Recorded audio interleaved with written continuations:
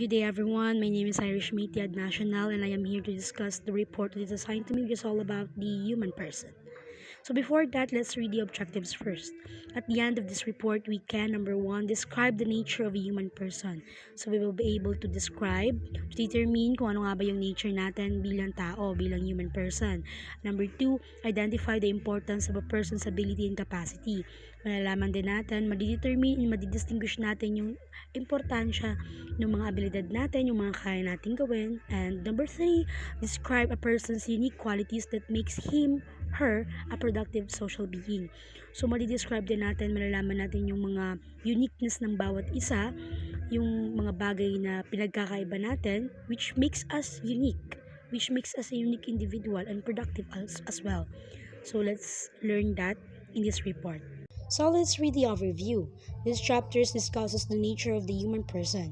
It answers these questions. What is a human person? How can a person attain his or her highest potential and contribute to the common good? So ito yung mga tanong na madidiscuss natin during this report. Ano nga ba tayo as a person? What is a human person? How can a human person attain his or her highest potential? So paano natin ma-achieve yung highest potential natin bilang tao?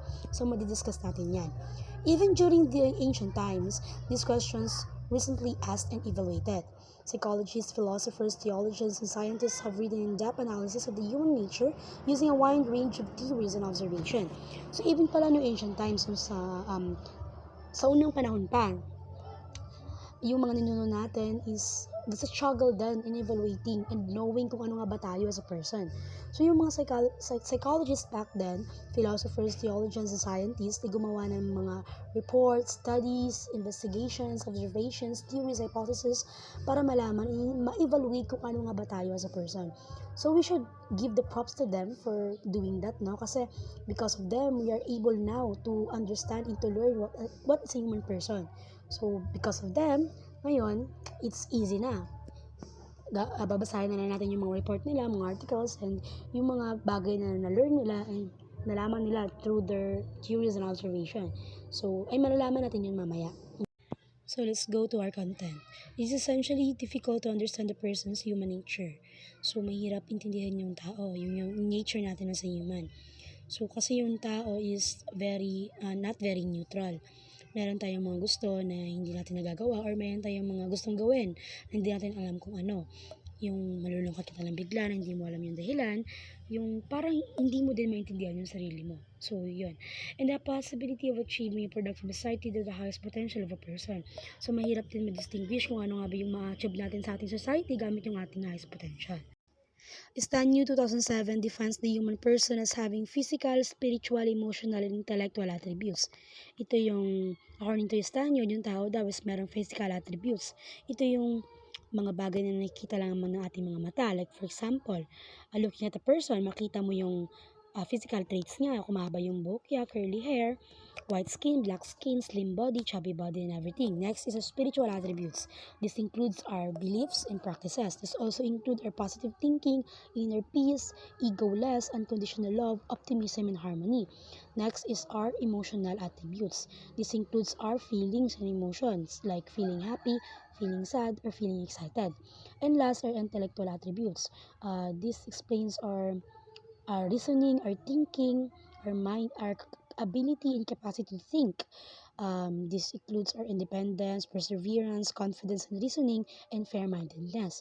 According to St. Thomas, tayo naman na ginawa according to two substance, the physical and spiritual substance, and we are made by a superior being, which is God, and we are made for a divine purpose. So we are created by God, and meron tayong divine purpose dito sa earth. But according to dictionaries, yung tao daw is self-conscious animal. Diba nga according to science, we are mammals. So according to dictionary, we are self-conscious animal. So let's move on to the characteristics of a human person. Babar 2007 in his book, The Human Person, Natural but Existing, discusses the several characteristics of a human person. So according sa book daw ni Babar, entitled The Human Person, Natural but Existing, meron daw iba't ibang karakteristik ang isang tao. Number 1 is a human person is rational being. Yung tao daw is a rational being. He, she is free to think and has the capacity to reason and distinguish between the right or wrong. So, ang tao daw ay rational being because meron daw siyang kalayaang mag-isip and meron siyang kakayahang mga tuwiran at malaman kung ano yung mali sa tama. Number 2, a human person is born free. He or she has the freedom to do or not to do things. However, every person is responsible for his or her own action. Yung tao daw ay pinanganak na malaya. So, meron tayong kalayaan na gawin o hindi gawin yung mga bagay na gusto natin. Pero, dapat maging accountable and responsible tayo sa mga ginagawa natin. So, even though gumawa tayo ng mali or ng tama, kailangan maging responsible tayo sa pag-face ng consequences ng ating mga actions. Number 3, a human person is unique. He or she possesses an identity that makes him or her unlikely any other person. So, meron tayong mga napoposes na mga bagay na talagang namumukod tangi sa iba which make us an unique individual. Like for example, the way we talk, the way we dress, the way we speak, the way we think, and our values and skills and also our behaviors. Generally speaking, if two persons have the same characteristics and physical features, they are not the same because each one has her or her perception and a different set of values and priorities in life. So even pala yung tao, even yung tao is magkakapareha ng mga characteristics, magkakapareha ng mga physical features, pareha sila matangkad, maputi, even yung mga kambal, they're not exactly the same because meron din silang ibang pag-iisip, meron silang different perception, different point of view. Iba-iba yung mga goal and set nila, siniset nila na goal in life, iba-iba. So, we're really all individually unique and hindi tayo magkakapareha. Number 4, every person is intrinsically a social being and cannot detach himself or herself from other creatures in the universe. By nature, he or she is characterized by his or her relationships with other creatures, objects, or his or her fellow men. So, yung tao daw is hindi mo talaga maihiwalay sa universe or sa mga bagay na nasa paligid niya.